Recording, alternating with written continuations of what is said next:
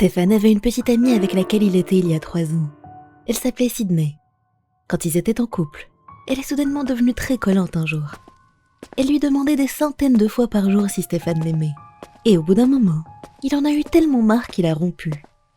Elle lui a alors envoyé un unique message avant de déménager dans une ville très loin. « Prends soin de toi, mon cœur. Revoyons-nous dans 3 ans. » Puis elle a changé son numéro de téléphone. Et Stéphane a pensé qu'il n'entendrait plus jamais parler d'elle. Les 3 années sont passées depuis, et Stéphane était avec une nouvelle femme dont il était amoureux. Il était devenu un employé haut placé dans son entreprise, et sa vie se déroulait comme dans ses rêves. Il avait complètement oublié Sydney depuis un bon moment, jusqu'à ce jour en particulier.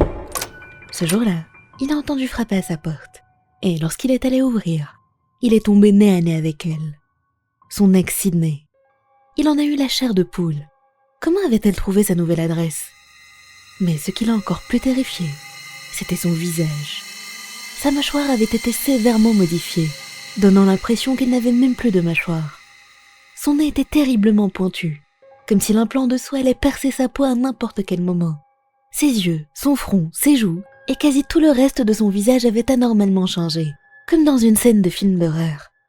Stéphane ne l'avait reconnu que grâce au tatouage sur son cou. C'était un tatouage qu'elle avait quand ils étaient ensemble, et qui disait « Tu dois m'aimer ». Puis soudainement, elle lui a sauté dessus. Elle l'a attrapé par le cou en criant « Comment tu trouves mon visage ? Tu m'aimes maintenant ?» Sa mâchoire était mal alignée, et elle semblait avoir du mal à articuler, et bafouiller. Stéphane était tellement surpris qu'il lui a demandé pourquoi elle faisait ça. Mais Sydney ne faisait que répéter la même question en boucle. « Tu m'aimes maintenant ? Dis-moi si tu m'aimes maintenant !» Stéphane a dû la pousser pour se dégager et rentrer chez lui. Mais elle a continué à frapper à la porte pendant un long moment. Il a été obligé d'appeler la police en fin de compte.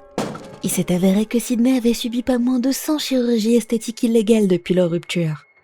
Elle n'arrêtait pas de demander à des chirurgiens des opérations ridicules, bizarres, et a fini par se gâcher complètement le visage, en le faisant de manière illégale avec des faux chirurgiens. Elle a continué à venir chez Stéphane, et surveiller sa maison quasi toute la journée.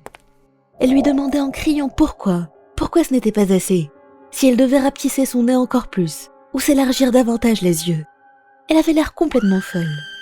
Puis, après des jours, elle lui a laissé un petit mot devant chez lui, qui disait « S'il te plaît, viens chez moi une dernière fois, et je te laisserai tranquille pour toujours. » Stéphane est donc allé à l'adresse qu'elle lui a donnée, et sur place, il a découvert une petite maison miteuse.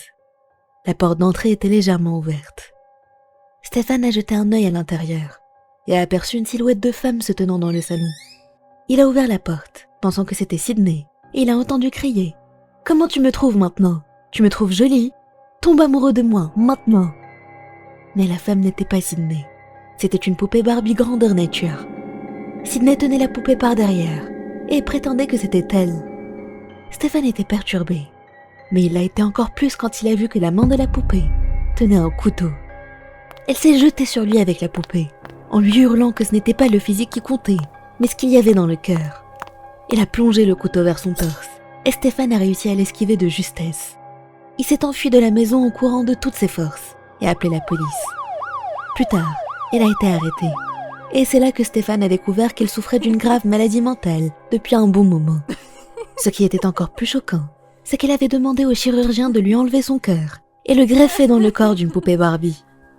Quand le médecin lui a expliqué que ce n'était pas possible, elle lui a dit « Je t'amènerai un homme alors, pour que tu lui enlèves son cœur et que tu l'attaches au mien. »